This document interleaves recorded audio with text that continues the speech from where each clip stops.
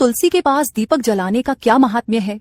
रोज शाम को तुलसी के पास दीपक क्यों जलाया जाता है? इससे मनुष्य को कौन सा फल प्राप्त होता है? तुलसी के पास दीपक जलाने की विधि क्या है तथा दीपक लगाते समय कौन से मंत्र का उच्चारण करना चाहिए? कृपया आप मुझे विस्तार से बताइए। भगवान श्री कृष्ण कहते हैं, हे देवी, पूर्व काल की बात है। दक्षिण दिशा में तुंगभद्रा नाम की एक बहुत बड़ी नदी है। उसी नदी के किनारे हरिहरपुर नाम का एक अत्यंत सुंदर नगर बसा हुआ है। उसी नगर में हरि दीक्षित नाम के एक ब्राह्मण निवास करते थे। वे अत्यंत गुणवान, चरित्रवान, धर्म कार्य करने वाले तथा वेदों के मार्ग पर चलने वाले थे। उन्होंने समस्त शास्त्रों का अध्ययन किया हुआ था। उसी ब्राह्मण की एक पत्नी थी जिसे लोग दुराचारा कहकर पुकारते थे, क्योंकि उसके कर्म ही उसके नाम के अनुसार थे। वह सदैव ही अपने पति को अपमानित करती थी, अपने पति के लिए कुवाच्य कहती थी, पति को भयंकर दुख देती थी, पति के लिए कभी भोजन नहीं बनाती थी। उसने अपने पति के साथ कभी शयन नहीं किया, कभी उसके साथ प्रेम से व्यवहार नहीं किया। पति के मित्र और परिवार के लोग घर पर आते तो वह स्त्री उनको अपमानित करके भगा देती थी और स्वयं काम भाव से उन्मत्त होकर निरंतर अन्य व्यभिचारिणी स्त्रियों के साथ घूमती रहती थी। उसका मन पति को छोड़कर पराये पुरुषों में लगा रहता था। उसने कभी अपने पति से प्रेम पूर्वक बात नहीं की, किंतु पराये सुंदर पुरुषों के संग बैठकर बातें करती थी। पराये पुरुषों को मोहित करने के लिए सज धज कर गांव में घूमने जाया करती थी।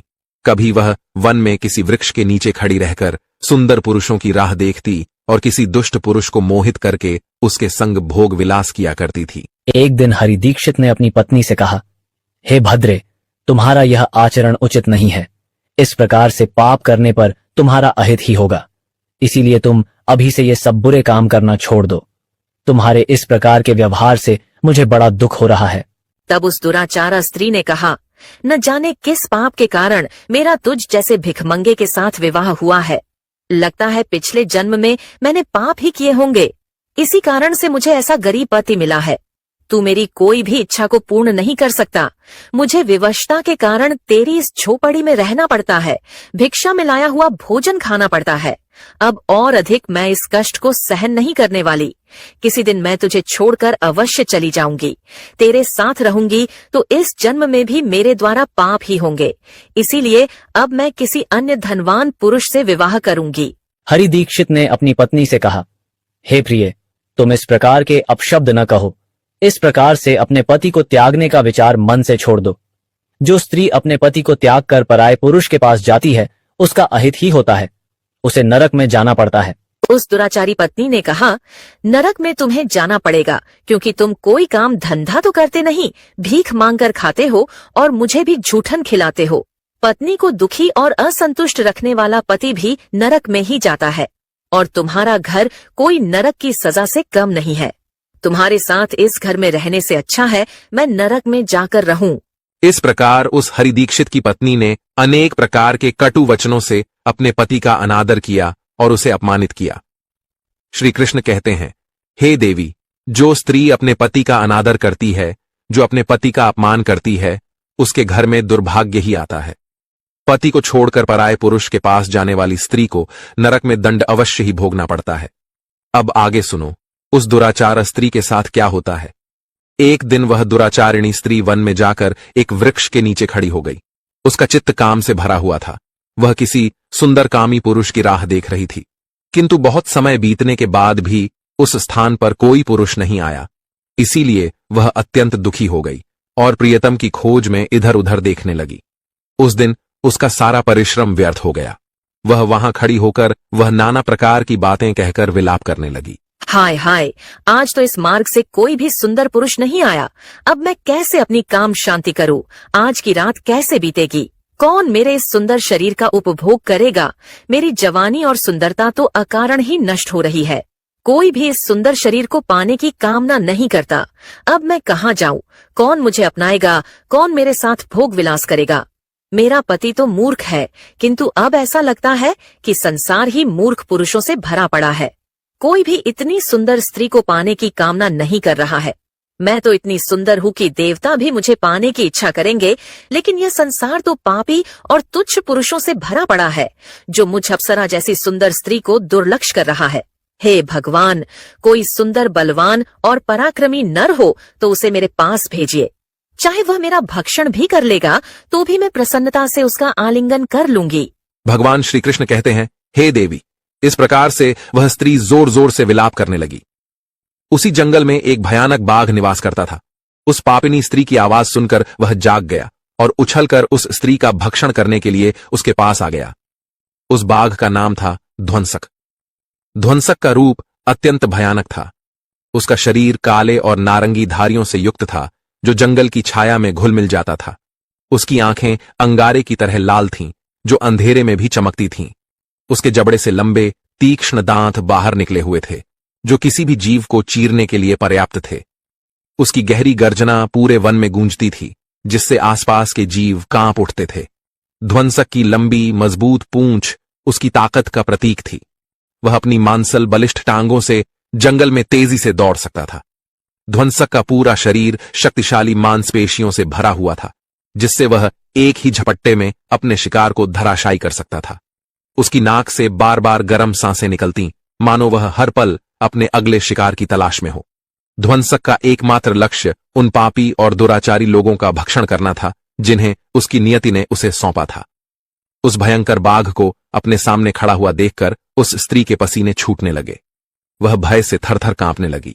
वह स्त्री कुछ करती, इतने में ही उस बाघ ने अपने पंजे से उसे घायल कर दिया और वह स्त्री जमीन पर गिर पड़ी।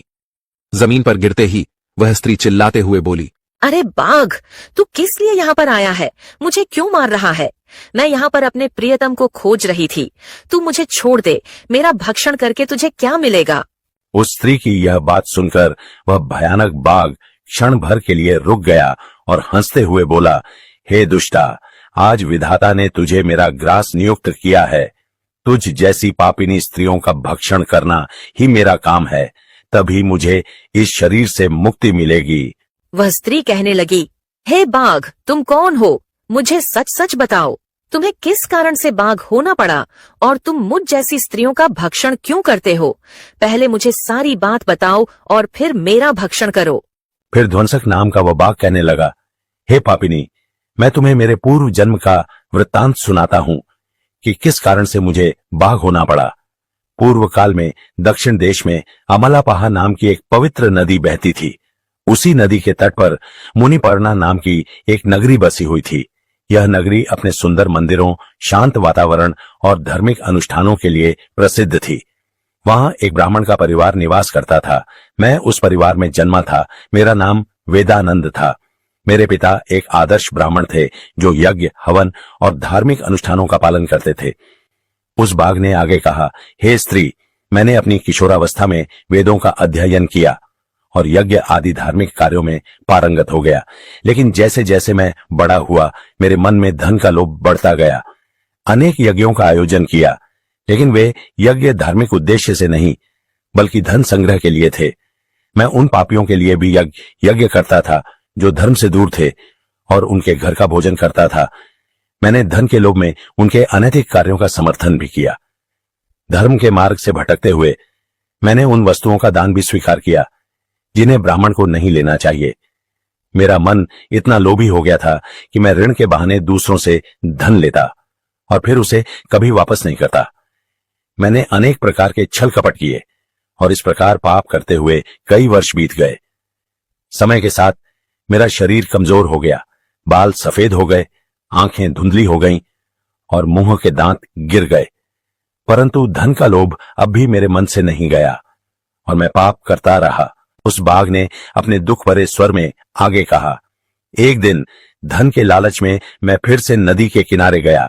वहां मैंने अन्य धूर्त ब्राह्मणों के साथ मिलकर लोगों को ठगा। हम सभी ने झूठे मंत्रों का उच्चारण किया और बिना विधि विधान के ही देवी देवताओं का पूजन किया। इसका उद्देश्य केवल अधिक से अधिक धन दान में प्राप्त करना था। हमने लोगों को धर्म के नाम पर धोखा दिया। उस दिन मैंने काफी धन एकत्र किया, लेकिन उसी समय मेरे साथ एक भयानक घटना घटी। मैं उसी दिन नदी के तट पर बैठा हुआ था, तभी एक बीमार और भटकता हुआ कुत्ता मेरे पास आया। मैंने उसे दुत्कार कर भगा दिया, लेकिन वह क्रोध में आकर मेरे पैर में काट बैठा। मैं मूर्छित होकर वहीं गिर पड़ा। उसी क्षण मेरे प्राण निकल गए।